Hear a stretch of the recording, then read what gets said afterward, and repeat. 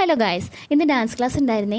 സാന്തിയക്കുട്ടി ഇന്ന് കുറച്ച് സങ്കടത്തിലായിരുന്നു കേട്ടോ. ഒന്ന് റെഡിയായി വന്നപ്പോഴേക്കും കുറച്ച് ടൈം എടുത്തു. പിന്നെ ശ്രീകുട്ടിയുടെ കളി കണ്ടപ്പോൾ ആൾ ഉഷാറായി. ഡാൻസ് ക്ലാസ് കഴിഞ്ഞാൽ പിന്നെ ഒരു ആനയെ തിന്നാനുള്ള വിശപ്പ് എനിക്ക് എപ്പോഴും ഉണ്ടാവാറുണ്ട് കേട്ടോ.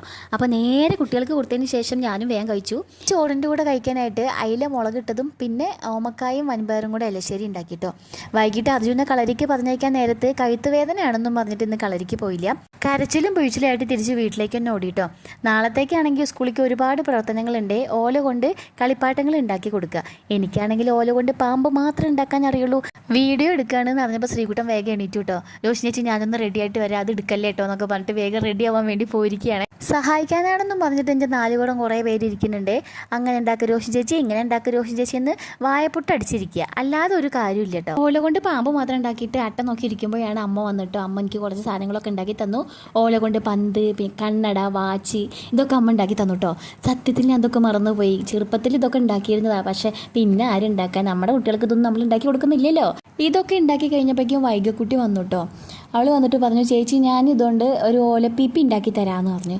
ആദ്യം അവൾക്കൊരു കസാര വേണം, കത്രിക വേണം എന്നൊക്കെ പറഞ്ഞിട്ടോ. അപ്പോൾ അതൊക്കെ കൊടുത്തു. അവൾ ഉണ്ടാക്കുന്നത് കാണുമ്പോഴേ ഒരു സന്തോഷം തോന്നിട്ടോ. കാരണം അത്രയും കോൺസെൻട്രേറ്റ് ചെയ്തിട്ടാണ് അവൾ ചെയ്യണത്. ലാസ്റ്റ് അത് സക്സസ് ആയപ്പോൾ ഭയങ്കര സന്തോഷം കേട്ടോ മുഖത്ത്. ചെറിയ സാധനമാണെങ്കിലും വലിയ ഒച്ചയാണ് കേട്ടോ അവൾ ഉണ്ടാക്കി തന്ന പീപ്പിക്ക്. സംഭവം എനിക്കിഷ്ടമായിട്ടോ. അതിൻ്റെ പിന്നാലെ ഒരു വണ്ടിയും കൂടെ ഉണ്ടാക്കി തന്നു, മെച്ചിങ്ങയും പ്ലാവിൻ്റെ ഇലയും വെച്ചിട്ട്.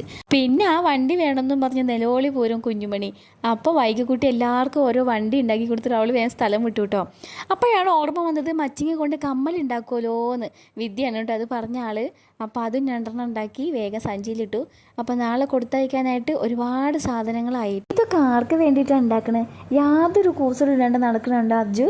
ഇനി എല്ലാം കഴിഞ്ഞിട്ട് വരും കേട്ടോ. അമ്മ എല്ലാം റെഡി ആക്കിയില്ലേ എന്ന് ചോദിച്ചിട്ട് ഒരു വരവാ. അപ്പോൾ ഇത്രയല്ലോ. സബ്സ്ക്രൈബ് ചെയ്ത് കൂടെ കൂടാൻ മറക്കരുത്. അടുത്ത വീഡിയോയിൽ കാണാം.